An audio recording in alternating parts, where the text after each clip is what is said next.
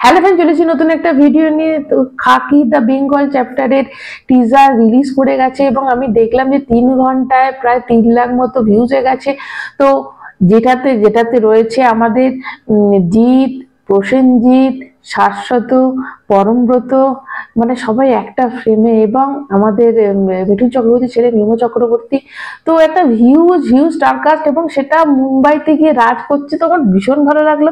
প্রথমেই যেটা টিজারের শুরুতে যেটা দেখলাম, এত বন্দুকের গুলি তৈরি হচ্ছে, এবং মিঠুন এবং প্রসেনজিৎ চক্রবর্তী একজন নেতা গোছে, যে ব্রিগেডে একটা বিশাল একটা মানে মিটিং করছে, এবং সেখানে বিশাল বিশাল একটা লোক রয়েছে, লোকে ভর্তি রয়েছে, সেরকম একটা জায়গায়ও ভাষণ দিচ্ছে। এবং পুলিশ ইন্সপেক্টর হয়েছে, মানে আইপিএস হয়েছে আমাদের জিৎ। এবং তার মধ্যে যেটা দেখাচ্ছে, একজন একজন নেতার সাথে একটা পুলিশের যেটা একটা দ্বন্দ্ব বাঁধে, সেরকম একটা কলকাতার বুকে যখন দেখানো হবে। তো এই রাজনৈতিক দিকটাকে মাথায় রেখে কোথাও একটা খুন করবি, মানে থ্রিলার থাকবে, সাসপেন্স থাকবে, এবং মার্ডার ফার্ডার সব থাকবে। এবং ওখানে যে ভিলেন, তার কিন্তু মুখটাকে রিভিল করেনি, ওটা একটা সাসপেন্স রেখে দিয়েছে। যদিও মানে মুখটা এত ফাস্ট দেখিয়েছে যেটা বোঝা যাচ্ছে না সে কুপিয়ে কুপিয়ে খুন করছে। এবং একটা দেখলাম যে শাশ্বত তার মুখে রিভলভার থেকে গুলি করার একটা জায়গায় শুধু দেখায়নি গুলি করাটা।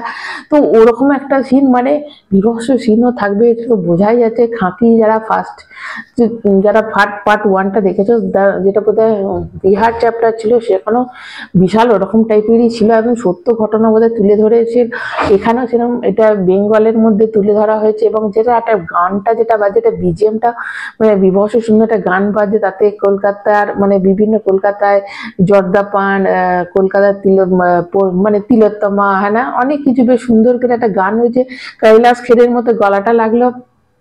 এবং এবং মানে একটা ফ্রেমের মধ্যে জিৎ এবং মানে প্রসেনজিৎ, একজন কারাপ্টেড বা একজন নেতা আর একজন পুলিশ, এবং শাশ্বত মনে হচ্ছে নেতাই হয়েছে, এবং পরমব্রত ওখানে পুলিশ হয়েছে, এবং মিমো চক্রবর্তী ওখানে পুলিশ হয়েছে। তো এবার দেখাবে এই দুজনের মধ্যে দ্বন্দ্বটা, জিৎ ভার্সেস প্রসেনজিৎ আমরা দেখতে চলেছি। তো এটা দারুণ এক্সাইটমেন্ট লাগছে, এবং দেখে তো পুরো গুজ বাম্পস আছে। কিন্তু একটাই খারাপ কি লাগে জানো, যে এদের দুজনকে আমাদের টলিউড কাজে লাগালো না। মানে যেখানে বলিউড রেকগনাইজ করলে এই দুজন হিরোকে তারা নিয়ে গিয়ে কাজ করে, সেখানে আমাদের টলিউড এরকম দুজন সিনেমা, একজন দুজন আর্টিস্ট নিয়ে এরকম ধরনের কেন সিনেমা, কেন তারা পারে না? এটাই খুব খারাপ লাগে।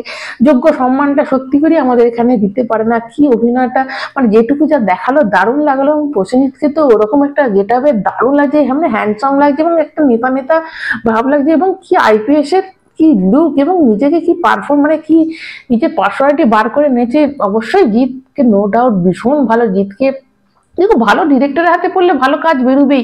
এবং এদের যত বেশি বাজেটের সিনেমা তত তো দেখতে ভালো লাগে। হ্যাঁ, অবশ্যই আমাদের এখানকার বাজেট কম, তা বলে এখানে একটা কেউ অ্যাপ্রোচও করে না এরকম ধরনের সিনেমা করার কথা, কেউ ভাবে না। এই কমার্শিয়াল সিনেমা কেন কেন হয় না, সেই একঘেয়েমি সিনেমা।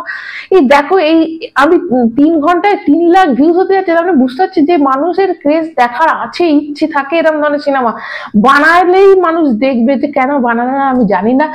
তো এবার জানি না খাদান আসার পর যদি এবার চেঞ্জ হয়। এবং দেখো, অবশ্যই জিৎ প্রসেনজিতের সঙ্গে কাজ করতে, জিৎ নিশ্চয়ই দেবের সাথেও কাজ করবে, সবার সাথেই সবাই কাজ হবে। যদি ভালো কাজ হয় সবাই কাজ করবে। তো এটাই আশা রাখবো যে নেক্সট এবার বাংলার কোনো প্রজেক্ট আমরা এরকম দেখতে চাই। অবশ্যই এটার এবার ট্রেলারটা এবং রিলিজ হবে, তো সেটার জন্য ওয়েট করে আছে। এটা দুর্দর্শ হতে চলেছে, তবে বোঝাই যাচ্ছে। তোমরা কারা কারা দেখেছো অবশ্যই কমেন্ট করে জানাবে। যারা নতুন তারা চ্যানেলটা সাবস্ক্রাইব করবে, এটা লাইক কিন্তু অবশ্যই দেবে। এখনকার মতো টাটা।